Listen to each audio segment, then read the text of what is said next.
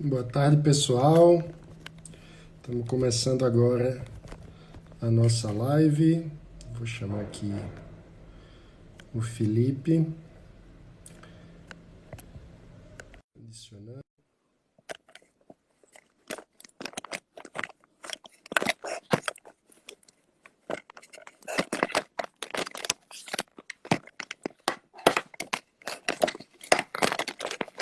Alô? E aí, mano, tudo bem? Tudo bom? Tudo certo. Tudo certo. Consegui fixar aqui o celular. Tudo bom? Tudo bem. Aguardando o pessoal chegando aí, né? Boa. Enquanto isso, vamos nos apresentando. Primeiro, é uma honra poder voltar a falar com o Café Colombo. Confesso que tenho que me segurar para não dizer alô, amigos da Rádio Universitária, porque quando eu penso em Café Colombo, me vem a vinhetinha de abertura do programa, que por alguns anos eu narrei. Então, muito boa tarde a todos os amigos do Café Colombo. Boa tarde, Campelo. Eu sou Mano Ferreira, fui editor do Café Colombo por alguns anos, quando éramos um programa da Rádio Universitária falando sobre livros e ideias. Eu sou jornalista, especialista em comunicação política, e atualmente eu sou diretor de comunicação do Livres, que é um movimento político suprapartidário, formalizado como associação civil sem fins lucrativos, que atua em defesa da liberdade individual no Brasil, basicamente a partir de três atividades: a produção de conteúdo, a formação de lideranças e a defesa de políticas públicas, o advocacy. Enfim, nesse contexto, tenho me deparado muito com o tema da nossa live de hoje, que é o negacionismo na política brasileira. Mas, antes de entrarmos no tema, vou pedir para o Felipe se apresentar também. Eu sou Felipe Campelo, professor de filosofia da Universidade Federal de Pernambuco. Venho trabalhando com temas como emoções políticas ultimamente. Estou tentando acabar um livro aí sobre isso. Já deveria ter acabado, mas acho que concluo em breve.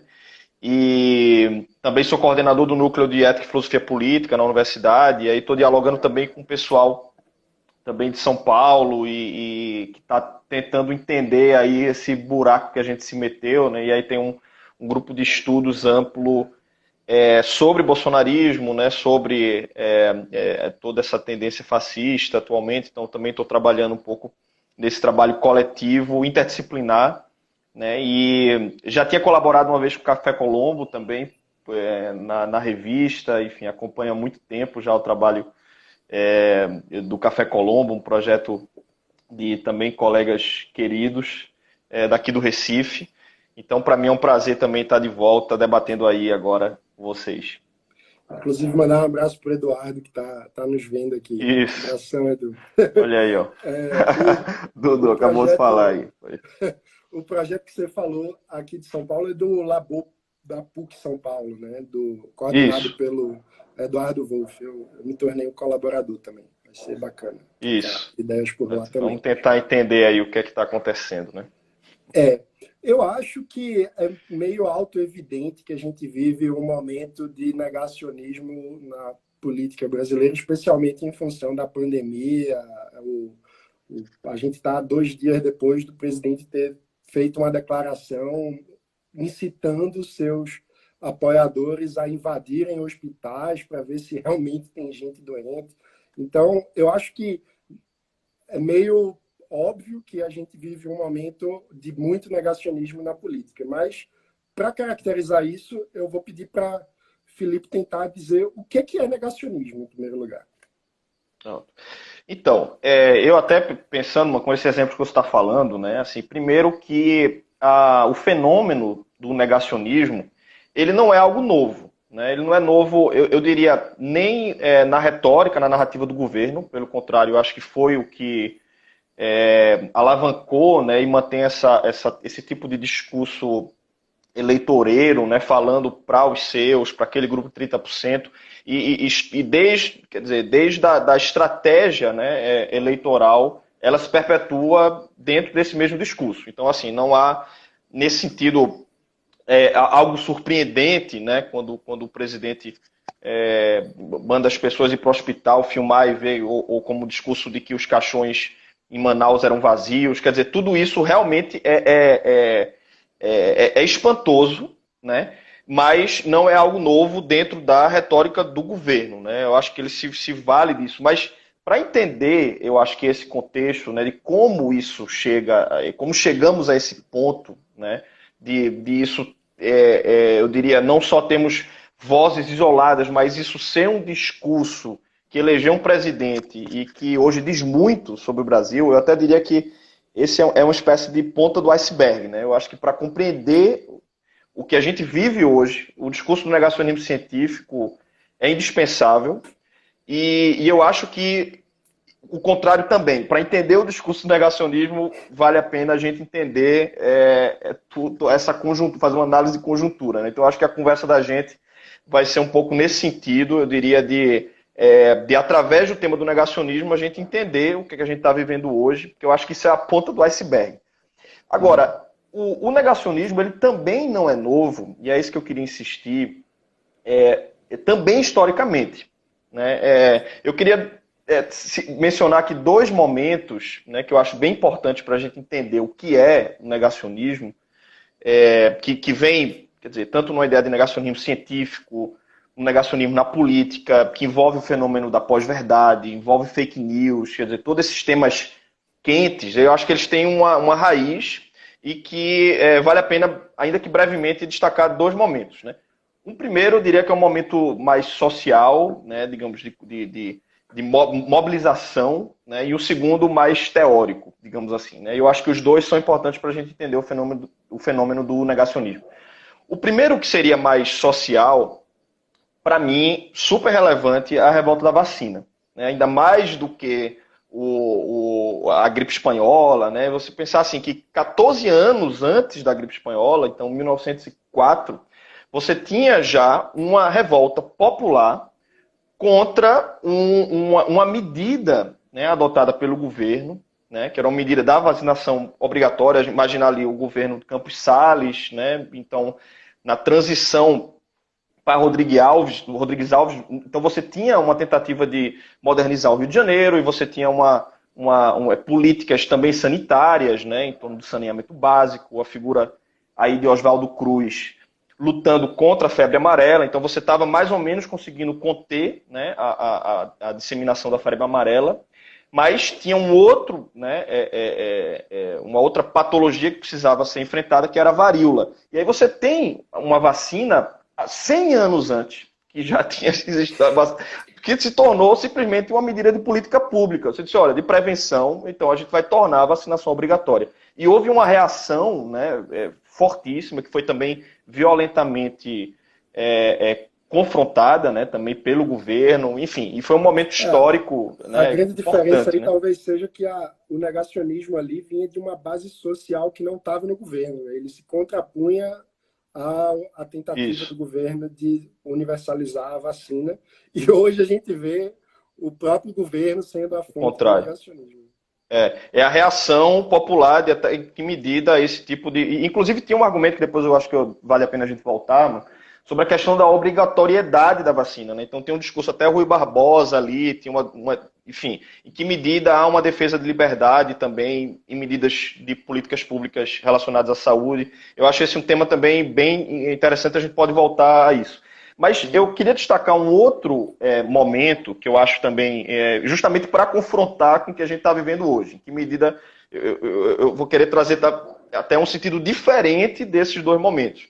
Você tem a revolta da vacina e tem um movimento teórico de confrontação da verdade que dominou boa parte do debate na filosofia, na epistemologia. Então você tem assim, se você pensar principalmente desde a década de 60, enfim, isso remontaria até a Nietzsche, né? Não a fatos, mas somente interpretações. Mas qual é aonde isso vai desembocar, né? Então você tem um Foucault que está questionando a verdade, você tem isso na epistemologia, com Quine, com Strawson, que são noções de verdade como correspondência, ou seja, de que para pensar uma certa pretensão de objetividade da verdade, até mesmo científica, até mesmo da ciência, seria melhor você confrontar ou tentar compreender um sentido diferente de objetividade.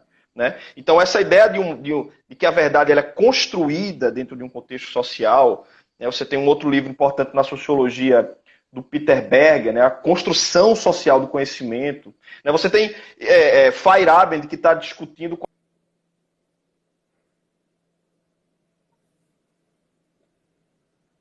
outra crítica à ciência, que fala da relação da ciência por exemplo, com ideais de mercado, com as indústrias, ou seja, o tipo de interesse que está perpassado também na pesquisa científica, e que, portanto, não seria algo neutro, né?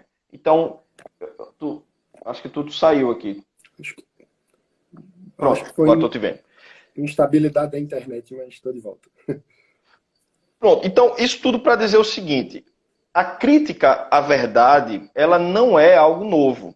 Né? Então, isso dominou, na verdade, a reflexão filosófica como uma suspensão de uma pretensão quase que metafísica, né, da verdade. Então, mas o que é que isso, ao meu ver, isso sem falar, enfim, de teorias pós-coloniais, que estão questionando essa pretensão de universalidade, enfim, para dizer que isso dominou com argumentos muito sofisticados, né, a crítica à verdade.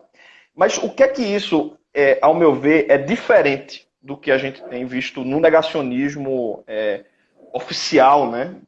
Quer dizer, ou seja, um negacionismo adotado como retórica do governo, com repercussões, inclusive, nas políticas públicas, com repercussões, quer dizer, em pessoas morrendo, ou seja, o impacto disso, ele está orientando, né, essa perspectiva do negacionismo, ele está orientando políticas públicas. Né? Portanto, a gravidade ela é muito maior. Né?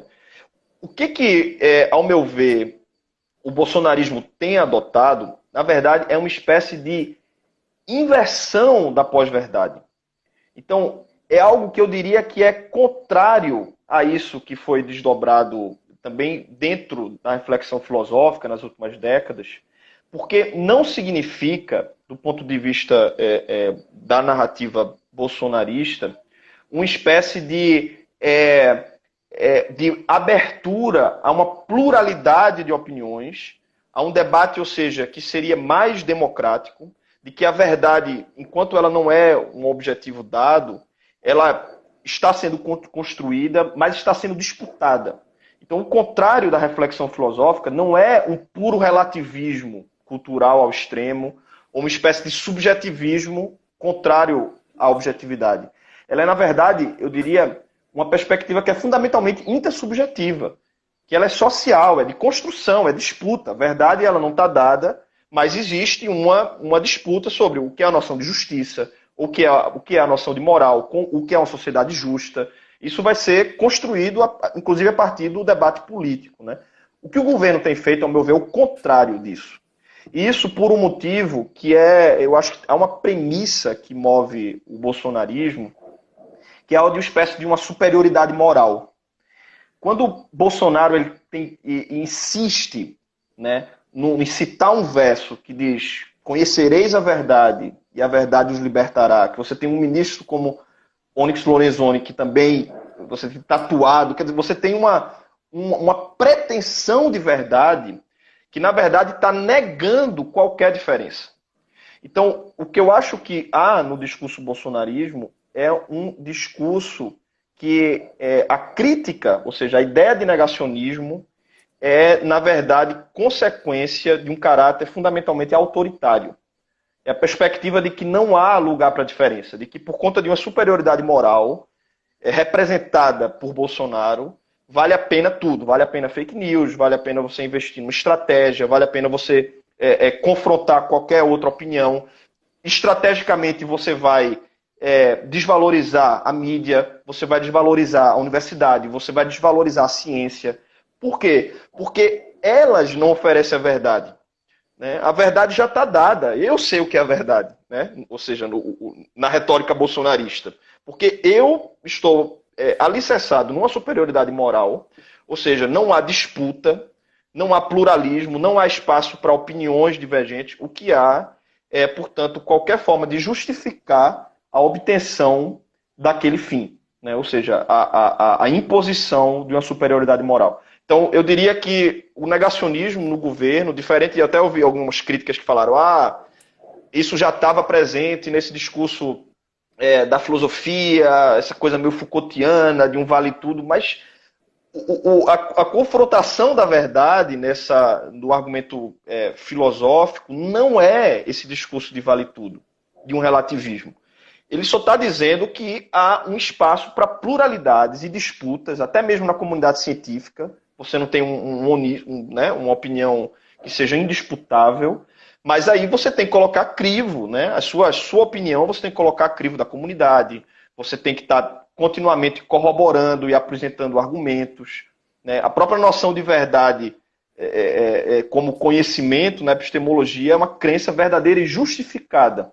Então você tem que estar continuamente buscando uma justificação. A gente não vê, ao meu ver, nada disso na narrativa bolsonarista. Então ela na verdade, rompe com a pós-verdade, não no sentido do conceito de pós-verdade, mas enquanto narrativa, porque ela é um discurso que se assume como uma verdade superior, que não dá espaço para nada que a confronte. Muito interessante. Eu acho que dá para tentar aí também começar a pensar quais são as condições na sociedade necessárias para que um discurso como esse ganhe força e, enfim, ganhe uma eleição e vire governo. E aí, vou pensar em voz alta aqui, porque na comunicação tem também a ideia de que a mídia, um dos papéis da mídia e do jornalismo é ser o mediador de um processo social de construção da verdade. Então, a ideia basicamente de que a mídia, como instituição mediadora da conversa pública, exerce um papel de curadoria sobre as diferentes versões correntes na sociedade e, dessa forma, consegue ajudar a organizar essas diferentes formas de pensamento e promover um debate que ajuda a sociedade a avançar. E eu acho que uma das coisas que a gente tem vivido, para além, tem um elemento que é uma sistemática aposta na descredibilização dos veículos de imprensa, né? A mídia é sempre tratada como inimiga e diria até que não é uma coisa tão nova. Ela já é tratada como inimiga pelos governos no Brasil há algumas décadas. Mas também tem um elemento que eu acho que é próprio, talvez, do momento que a gente vive no mundo, no sentido de, por exemplo, haver uma transformação para a sociedade 2.0, digamos assim. Então, enquanto durante o século XX a gente tinha veículos de imprensa que exerciam o papel quase de porteiros do debate público, porque para você ser publicado e lido por muita gente, você precisava ou passar por um editor de jornal ou por um editor de livros mesmo, e hoje a gente tem mídias sociais, milhões, na verdade, de emissores de conteúdo, então passa a ver aí já um natural espaço de questionamento de como se dava esse processo de intermediação da verdade, e também passa a haver uma crise da própria mídia como modelo de negócio e como modelo de sustentação, até do ponto de vista financeiro mesmo, de como se sustenta. Então, tu acha de que forma esse contexto todo emerge no mundo? Porque eu acho que a gente tem um fenômeno de ascensão da extrema-direita negacionista que não é só brasileiro. E quais são as especificidades do Brasil, na tua visão, nesse contexto todo? Então, a negação da mídia ela é estratégica, né? Porque no momento em que todos os instrumentos e meios de crítica ao governo estão falando a mentira, né, você não precisa nem sustentar mais, não precisa nem confrontar, né, com outros argumentos ou com uma espécie de contra-evidência, né? Então, na verdade, se todos mentem, só eu falo a verdade, né? Então, você tem uma estratégia aí política de mobilização das informações, né? Eu acho que na tua Você questão tem um desqualifica a lado... divergência, né? Exato. Não, você não tem espaço para o dissenso, para o contraditório, né? E você não tem espaço para o diálogo, né? Não era por acaso que Bolsonaro não ia participar já na época de campanha, né, dos debates eleitorais, né? Aquilo é uma estratégia, né? Uma forma que assim, desde então você tem as cartas dadas. Olha, a gente não está aberto ao contraditório, à divergência, ao diálogo, né? Eu lembro que eu escrevi um texto que eu acho que o Olavo de Carvalho representa muito bem, né, esse tipo de espaço, de um tipo de discurso que veio ocupando esses espaços paralelos, como você diz, né? Eu acho que essa abertura das redes, né? Eu sou muito, do ponto de vista teórico, muito favorável ao dissenso, né? Ao contraditório e à pluralidade de opiniões. Eu acho que a internet ela abre esse espaço e eu acho, no certo sentido, bom, né, que seja assim, porque você tem a capacidade de confrontar. O problema é que quando você assume um tipo de narrativa, né, como você tem primeiro... Eu trabalho com a questão das emoções políticas, né? Se você pensar desde o Cambridge Analytica, você vê uma forma estratégica, né, de mobilização daquelas emoções, que soube muito bem, aliás, né, utilizar esse espaço das redes sociais como um espaço que agora era o espaço privilegiado de mobilização de afetos, né?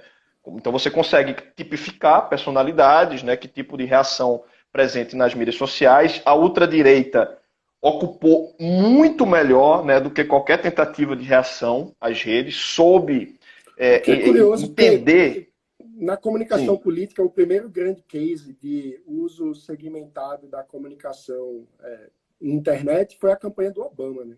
E, de repente, a direita passa a usar de uma forma muito mais expressiva esse recurso. Isso. Eu vi que alguém, inclusive, falou aqui do envenenamento do poço, dessa falácia do envenenamento do poço, e eu acho muito interessante. Quando eu falei porque eu acho que como o Olavo ocupou muito bem isso, né? Eu critiquei justamente de como ele usa, e eu acho que isso é presente na retórica do bolsonarismo, essa falácia, né? Então, assim, se o outro ele está presente numa perspectiva que não mais valida qualquer coisa que ele possa vir a dizer, então a gente não precisa nem ouvi-lo, né? Então não é um debate mais em torno de argumentos. E aí é até curioso, porque quando o Olavo, aí ele me respondeu, né, num vídeo que ele chama de Bobó Campoff, que diz que eu tenho que devolver todo o dinheiro que eu recebi do governo e tal. A ANPOF é a Associação Nacional de Pós-Graduação em Filosofia, né? Aí esse termo, Bobó Campoff. E é sensacional, porque ele começa o vídeo, porque eu digo assim, olha, certas coisas são disputas que tem que estar aberto sempre ao dissenso. E eu disse, olha, você, né, é o exemplo justamente de que eu acho que é a retórica toda do bolsonarismo, né, da negação, que é aquilo que impede qualquer forma de diálogo, né? Então a figura do guru, de que alguém que tem a verdade, né, o guru, né, é aquele que ensina, né, a verdade, não precisa mais disputar. E aí ele começa o vídeo pegando um livro, justamente questionando, dizendo, aqui, 200 pesquisas dizendo que a vacina é uma invenção e tal, é uma farsa. E assim, veja, o ponto que realmente me surpreende que a gente chegou é como esse tipo de voz, eu acho que essa é a tua questão, né? Como é que a gente chegou nisso? Esse tipo de voz conseguiu reverberar do jeito que reverberou, entende? Porque eu acho assim, a pluralidade de opiniões, e aí vem a questão das redes, né? Isso do ponto de vista democrático, tudo bem, você tem enfim, as pessoas dão suas opiniões e tal, mas tem uma distinção que a filosofia faz que eu acho que é fundamental para a gente entender, já desde os gregos, né, que é a distinção entre opinião e que tipo de conhecimento ou a pretensão aquela opinião tá buscando, né? Então, opinião é o reino da doxa. Então, você tem a pluralidade democrática, e isso é ótimo que seja assim, né? Que as pessoas tenham opiniões diferentes e disputam sobre isso. Mas o fato de que uma opinião não está aberta à disputa, ou seja, uma opinião que ela se coloca como verdade, eu acho que é isso que é a marca da narrativa bolsonarista. Né? É isso que a gente vê numa figura como Olavo de Carvalho, né, para falar, enfim, do debate mais de como ocupou as redes, né, a reverberação que isso teve, mas eu acho que é esse mesmo tipo de narrativa que ocupa o governo. Por isso que eu acho que essa pluralidade das redes, ela tem que estar aberta a esse tipo de disputa, né? Que é próprio do conhecimento científico, que é próprio do que vai balizar políticas públicas. Né? E uma última coisa, assim, que realmente me surpreende, sabe, mano, assim, quando um pouco depois da pandemia, né, muita gente até achou que isso seria iria destabilizar o governo Bolsonaro, né? Porque as pessoas iam estar vendo agora as pessoas morrendo, né? Familiares, conhecidos, e que essa narrativa negacionista não teria mais espaço, porque a contra-evidência, ou seja, a factualidade, iria se impor diante de qualquer narrativa que é muito diferente, por exemplo, de eu dizer que a Terra não é redonda, né? Que a Terra é plana. Então, Sim. assim, Não tem consequência na vida das pessoas. eu Concordo com lembro a que morte. o Atila Yamarino, né, falou até desse exemplo, assim, ou seja, a morte está aí, está imediata. E eu, na época, já disse, olha, eu acho que o buraco está tão mais embaixo que eu estava cético até que ponto iria desestabilizar, sabe? Eu acho que isso está se demonstrando. É como se essa retórica da verdade ela fosse intocável, sabe? Intocável, assim. Não importa agora, quer dizer, não é possível, entende, que um discurso como vão nos hospitais para ver que tudo é uma farsa, que os caixões são vazios, entende? Não é possível que isso continue a ter esse impacto. Eu acho que só tem porque a gente chegou num plano de que essa narrativa da verdade ela já negou qualquer outra opinião divergente, né? Uhum. Agora eu vou polemizar. Porque enquanto você estava falando, eu fui reconhecendo muitos elementos que eu acho que já estavam postos na política brasileira antes do bolsonarismo ser, da política atual brasileira, antes do bolsonarismo emergir como um fenômeno. Né? Então, por exemplo, a ideia de que quem discorda, às vezes, foi alocado no lugar de fascista, sei lá, Marina Silva, Aécio Neves, que tem todos os seus defeitos, podemos discordar bastante sobre eles, mas fascistas eles não são. Mas foram alocados nesse lugar por um discurso da esquerda petista, por exemplo. Parâmetros de verdade, como existe um orçamento público, que é o principal objeto da disputa política, da disputa de visões sobre como utilizar o dinheiro das pessoas, que é uma coisa concreta no fim das contas. Esse orçamento existe, tem parâmetros de contabilidade desse orçamento. Eu fraudo esse orçamento e digo que não é nada demais, que é uma divergência de técnica contábil.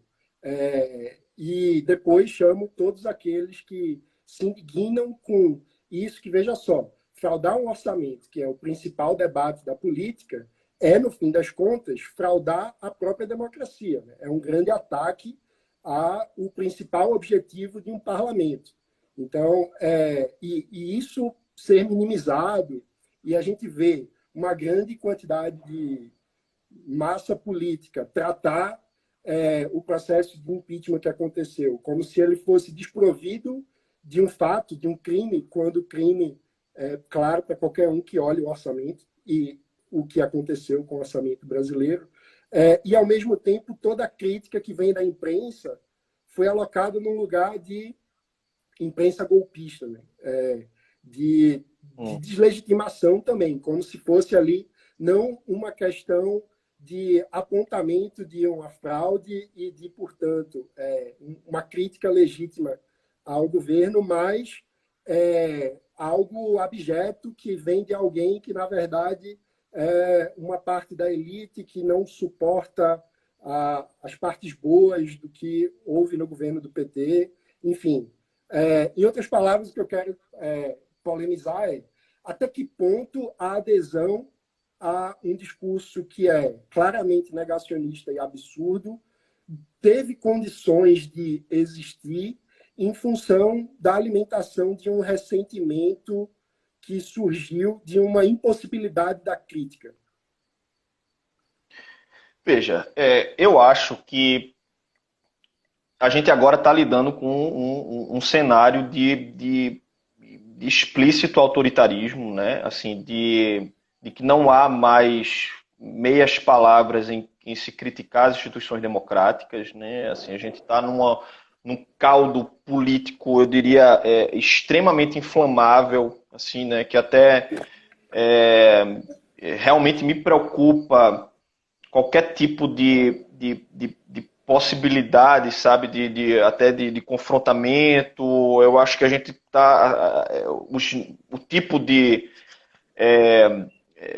reação que pode haver, até mesmo o afastamento do presidente ou algo do tipo, né? Assim, pode ser catalisador e isso está, eu acho que muito explícito no discurso, né, do governo, o discurso que é um discurso estrategicamente ambíguo, né? Ele continua esse tipo de discurso falando, passando a mão, né, na cabeça aqui quando convém, né, das instituições democráticas e, por outro lado, subindo em caminhão de tanque de bombeiro e atiçando, colocando, falando em nome do povo, né? Ou seja, esse discurso que, ao meu ver, é sempre muito perigoso, né, de você assumir uma defesa de é o povo que quer isso, né? Esse é o discurso que a gente vê, elemento seja em clássico do perspectiva. discurso populista, né? O povo Exato, contra o povo. então, exato, e isso pode ser um discurso à esquerda ou à direita, né? Um discurso que pode ser utilizado em qualquer espectro político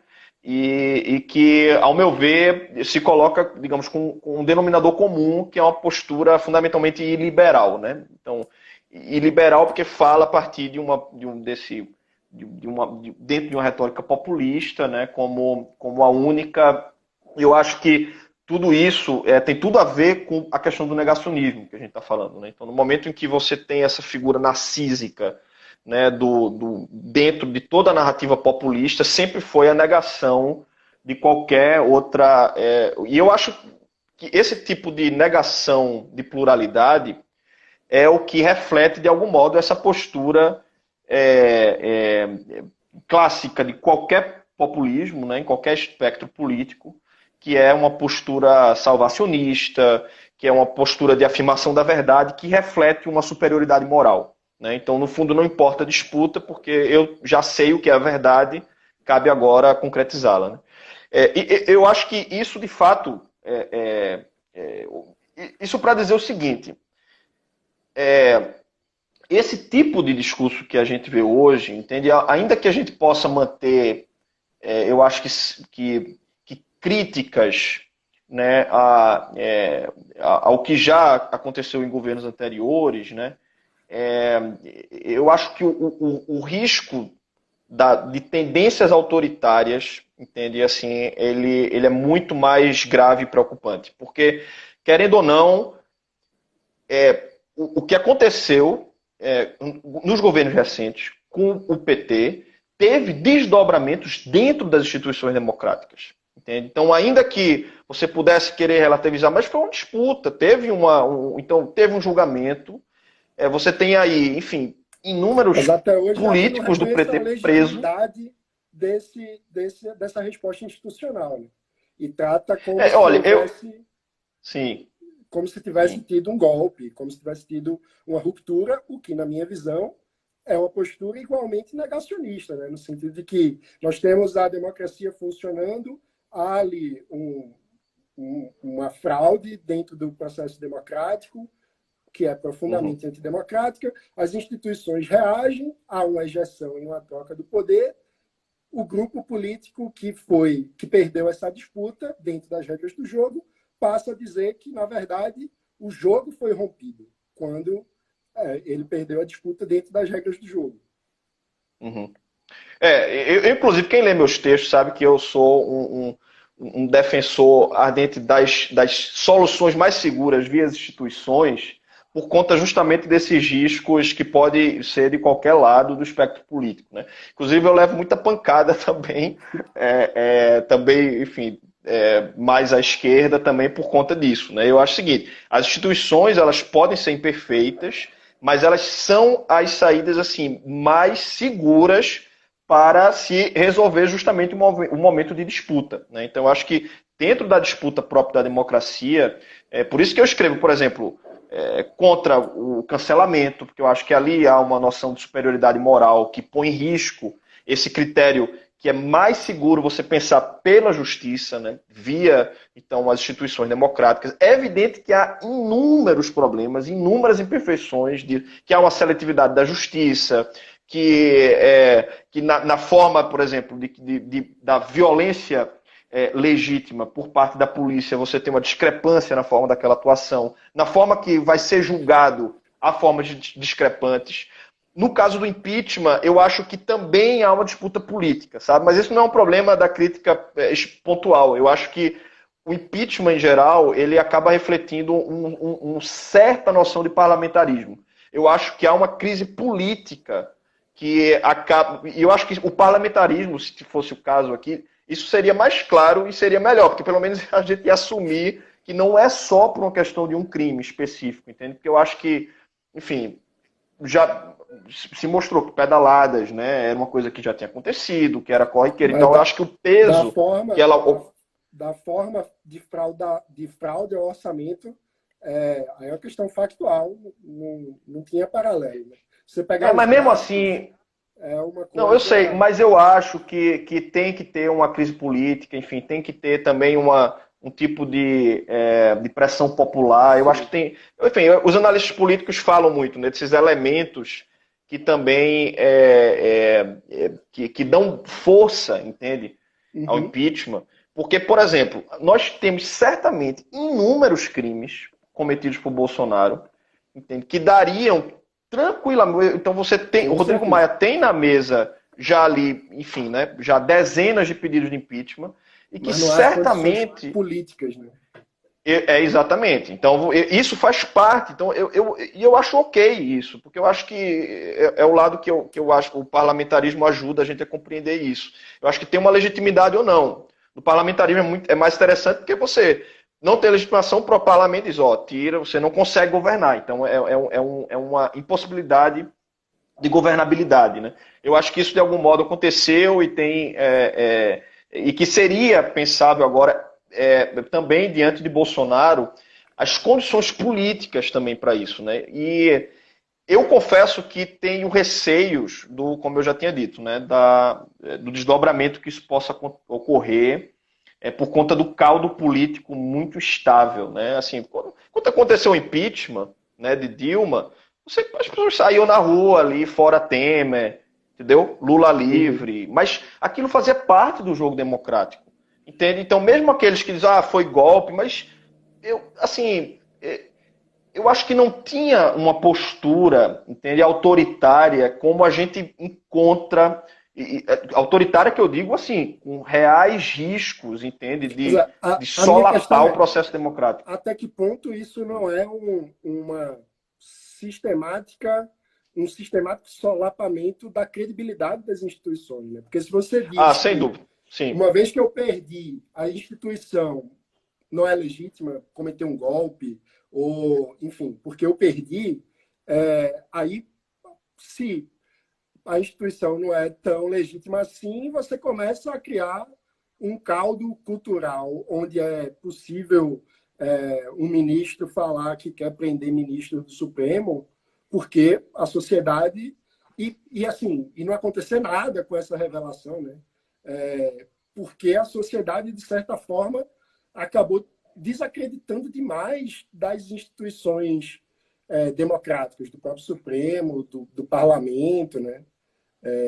A Sim. ponto que eu vi uma pesquisa recentemente onde as pessoas chegavam ao cúmulo de dizer que, eventualmente, o fechamento do parlamento poderia representar um aumento da democracia, o que é, na minha cabeça, uma coisa absolutamente inexplicável, mas que Uhum. vem da desconfiança que as pessoas têm com a legitimidade das instituições, a legitimidade do parlamento, a legitimidade do Supremo. E aí eu fico me perguntando como, já tentando pensar em como superar o negacionismo, Uhum. quais as fronteiras que a gente deveria tentar estabelecer como o mínimo aceitável do debate dentro das regras do jogo, sabe? Porque Sim. será que é aceitável a gente tolerar a tentativa sistemática de desacreditar as instituições, como vem acontecendo agora e como, estou dizendo, é um processo que já vinha, que agora, sem dúvida, está no auge. Mas minha pergunta é como Uhum. restabelecer uma normalidade institucional? Sim. Não, essa questão é muito boa porque eu acho que liga também um aspecto de um negacionismo científico com um sentido mais amplo de um negacionismo político. E eu concordo contigo que e isso não é novo, né, um descrédito das instituições democráticas, né, inclusive que muitas vezes é por conveniência. Né, a questão da imprensa que a gente falou. Eu lembro que, enfim, sempre foi nos protestos, né? O papel da imprensa é criticar o governo, né? O Mill já tinha um pouco essa concepção, enfim, você tem na base da própria democracia a crítica. Não é à toa que, quando o PT era o governo, a imprensa cumpria de algum modo o papel dela também, e quem falava não somos bobo, abaixa a Rede Globo e tal, né? É o mesmíssimo discurso, entende, que você encontra hoje com os bolsonaristas. Então, é evidente que isso faz parte também do próprio jogo democrático, a própria crítica que também era feita ao Congresso, que era feita ao STF, isso também existia, entende? Quando o executivo era outro, né? Ou seja, quando o governo era outro, você, dependendo de qual identificação com o espectro político, você vai fazer a crítica às outras instituições cujo papel é o balizamento justamente do poder executivo. Então, isso é evidente que esse tipo de crítica ela vai ser sempre presente de acordo com quem você, enfim, se identifica do ponto de vista do espectro político. Né? Agora, o problema é quando esse tipo de crítica ele passa a ser um balizador, de algum modo, de uma falta de reconhecimento nas instituições, sabe? Porque eu acho assim, o descrédito nas instituições, eles estão dizendo alguma coisa também, sabe? Assim, esse tipo de retórica que foi utilizada por Trump nos Estados Unidos, né?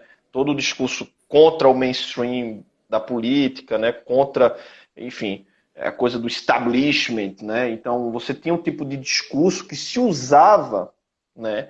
Retoricamente da fragilidade das instituições, né? De que as pessoas não mais se reconheciam nas instituições. E eu acho que a política ela tem que estar sensível também a esse tipo de crítica, sabe? Porque ela pode ser aproveitada tanto de um lado populista, né? Como num caso de um presidente que representava perfeitamente o establishment, que se usou de uma retórica anti-establishment, mas que era deputado há 27 anos, né? Enfim, que tinha os filhos todos na política, enfim, mas soube usar muito bem desse tipo de retórica, porque ele percebeu que havia um distanciamento das pessoas diante das instituições democráticas.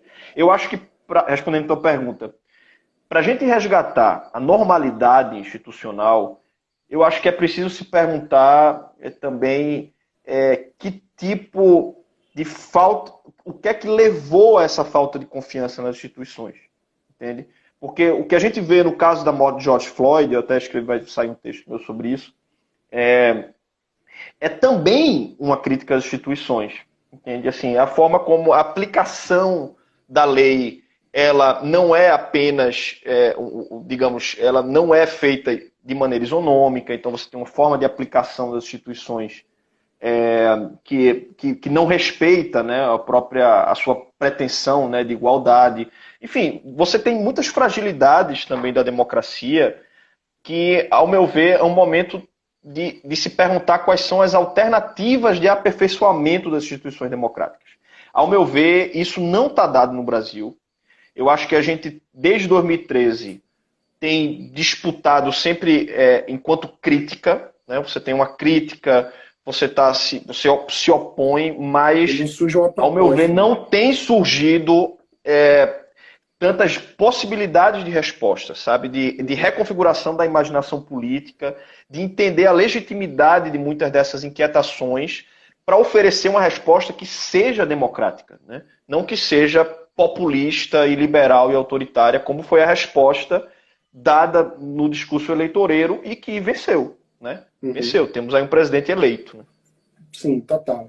Eu diria que isso tem deficiências que são déficits históricos da nossa democracia. Né? A gente nunca teve uma inclusão real da mulher na política, que é a maior parcela da população, mas não está longe de ter representatividade no Congresso como devia. A gente tem essa falta de isonomia no acesso aos serviços públicos, num recorte racial, num recorte de classe, enfim, tem vários elementos aí que já são de um déficit histórico da democracia no Brasil, no mundo também, mas falando mais especificamente do Brasil, e tem essa transformação das próprias dinâmicas sociais, como eu estava falando sobre isso que se vê na imprensa da emergência da mídia social, se vê em todos os outros âmbitos das relações humanas, né? A gente tem as relações de trabalho hoje são uberizadas, tem esse novo ambiente e a democracia parece que não conseguiu ainda formular em nenhum lugar uma resposta minimamente estruturada para essa nova dinâmica social, né? Que é muito mais dinâmica, muito mais veloz do que as instituições costumam conseguir responder. Né? Então, eu acho que tem um descompasso sobre a velocidade que a relação se dá na sociedade e a capacidade institucional de responder a isso. Né? Bem, tem uma pergunta aqui que pergunta se o populismo é uma mácula da política brasileira, vide Vargas, Lula, Bolsonaro e etc. Quer comentar essa?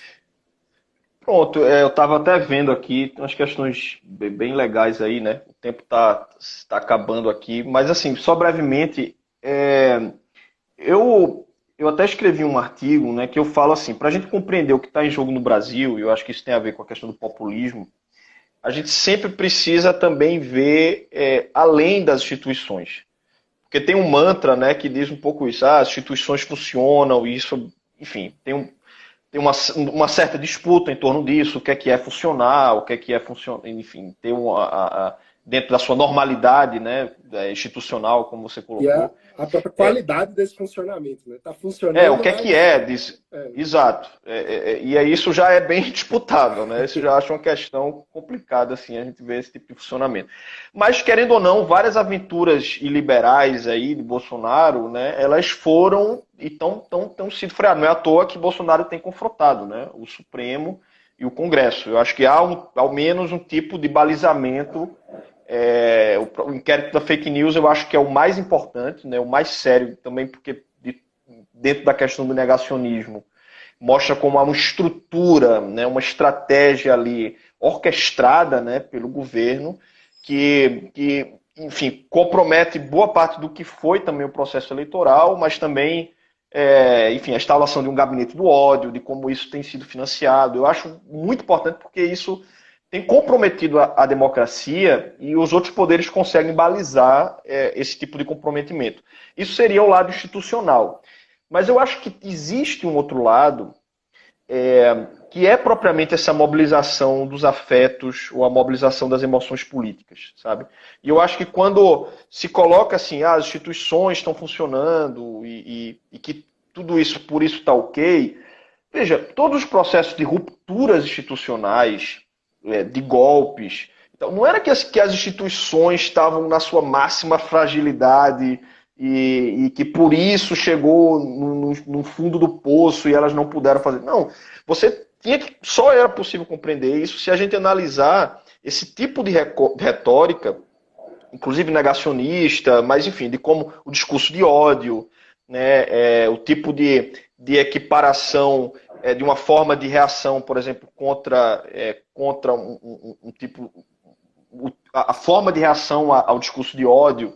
Então isso tudo fragiliza a instituição, mas não do ponto de vista institucional, mas fragiliza do ponto de vista de como as emoções políticas estão dando embasamento a isso.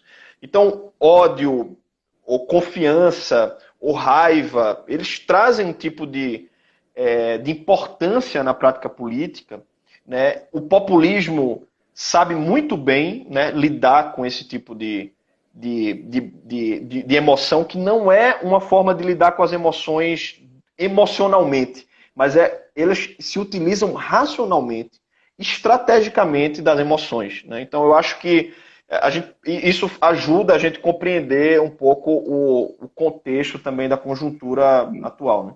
Pegando esse gancho, tem uma pergunta que se o ressentimento alimenta o extremismo. Eu acho que hoje o ressentimento, eu até estava conversando com alguns, por exemplo, que tipo de afeto hoje mobiliza, por exemplo, a esquerda, né? Que tipo, se a gente pensar esse tipo de discurso de ódio na direita, né? Mas o modo como eu vejo a questão dos afetos, ela é fundamentalmente ambígua. Então ela pode estar presente como um tipo de retórica. Por exemplo, o ressentimento é um afeto que mobilizou também o crescimento da ultradireita. Né? Então, o ressentimento contra até mesmo a reação de igualdade, de maior inclusão social, outras formas também de disputa, você tem um ressentimento dessa perda.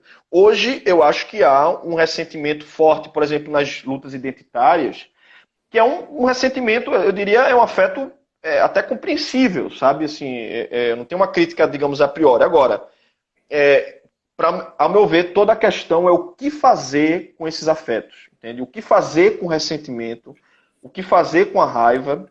O texto que vai sair, eu falo isso, como transformar esse tipo de afeto num motor de crítica e transformação política. Eu acho que esse é que é o ponto central. Né? Eu responderia bem por aí também, porque no fim das contas os afetos são humanos, né? Todos nós temos no subsolo da nossa racionalidade vários afetos, os melhores e os piores. A questão é como que a gente mobiliza isso, qual que é o uso que a gente faz. E eu diria que até a missão da comunicação política, né? Como você pega aquele sentimento que está, aquele afeto que está latente e canaliza ele para algo destrutivo ou produtivo. Eu acho que o grande problema é que a gente não tem conseguido dar um encaminhamento produtivo para esses afetos ruins. Né? A gente está chegando perto do fim e a pergunta do Vinícius Marques é: que livros a gente indica para aprofundar no tema? Então, essa questão da reconstrução histórica da questão da pós-verdade e tal, tem um artigo bem interessante que saiu na The Atlantic dos Estados Unidos, que chama How the US Lost Its Mind, né? Como os Estados Unidos, e eu acho que perdeu a sua mente, né? Enfim, seu espírito, sua crença. E é interessante ver um pouco essa reconstrução do que eu estava falando inicialmente aqui na live, de como isso pode ser pensado a partir também da mobilização social, né, de crítica às instituições, de crítica à universidade, né, que era algo que estava presente também nas disputas também dos movimentos sociais, né, até por motivos que podem ser produtivos, né, quem está fazendo parte dessas instituições, como ampliar essa noção de conhecimento, de verdade, de universalidade. Então isso tem uma reconstrução. Mas eu diria que vale a pena a gente também ler mais o que está sendo escrito aqui no Brasil, sabe? Assim, eu tenho vários colegas, o próprio Érico Andrade, que é colega meu aqui da UFPE, né, trabalha comigo a gente tem um projeto Nós Coletivo, de divulgação de produção de filosofia, Yara Frateschi, Mari Fischer daqui também, tem um outro colega meu, Arthur Grupilo, que tem acho que escrever um artigo sobre a pós-verdade na filosofia, né, o que ele chama de pós-filosofia. Então, eu tô nesse trabalho um pouco de vamos nos ler mais, sabe? Aqui no Brasil, acho que a gente, para compreender esse fenômeno nosso, tem uma questão de disputa também, né, de narrativas, que eu acho que vale a pena a gente, enfim, valorizar mais o que a gente tem pensado, né, e eu acho que ajuda mais a explicar o nosso contexto, né? Então, não só a aplicação de categorias que vem de fora, mas há uma conversa também entre a gente que é bem produtiva, né? Também acho. E acho que para construir alternativas, a gente tem que pensar de acordo com a nossa realidade concreta, né? Mais do que. E aí, eu acho que eu vou indicar que o pessoal acompanhe os trabalhos do Labor, da PUC São Paulo, enfim, que na verdade é uma articulação mais ampla, coordenado pelo Eduardo Wolff, e que tem bastante gente legal, inclusive Felipe, e que tem produções interessantes. O Wolff já publicou alguns artigos sobre esse tema, inclusive aproveitar para fazer o jabá.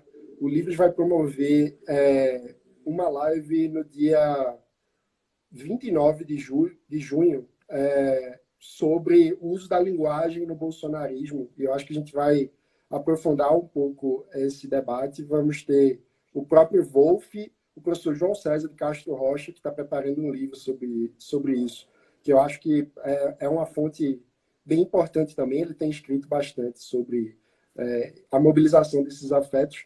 E o Josias Paula Júnior, que é sociólogo da Universidade Federal Rural de Pernambuco, e também tem